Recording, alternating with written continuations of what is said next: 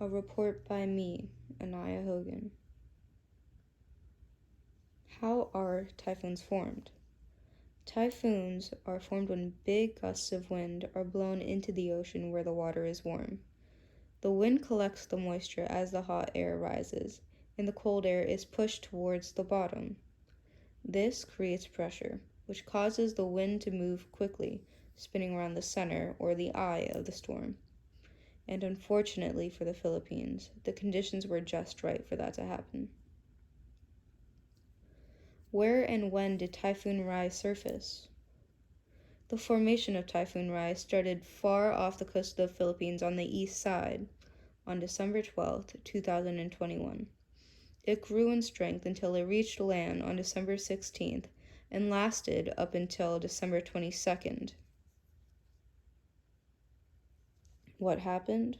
Well, there were reports of winds up to 168 miles per hour, comparable to a Category 5 hurricane. There were huge amounts of damage done to the province of Bohol specifically.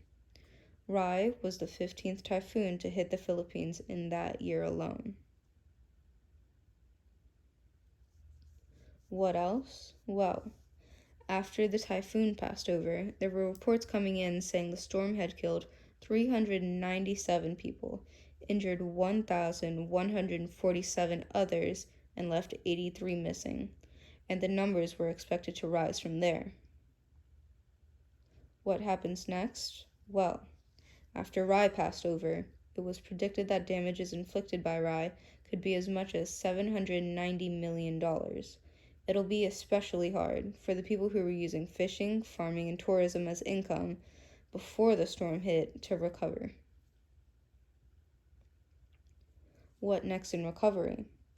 The local Philippine governments are reeling from the impact of Typhoon Rai, but the R2R program helped ensure that there was no mad scramble to initiate the recovery process, like in Typhoon Haiyan.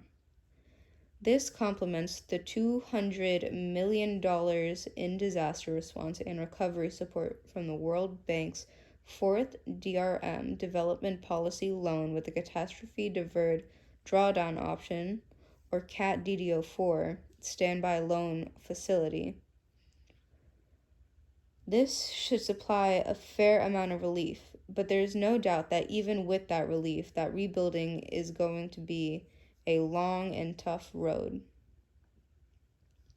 The effects on wildlife. Rai has altered the biodiversity and life in the Philippines. The once gray green forests are now brown and dead.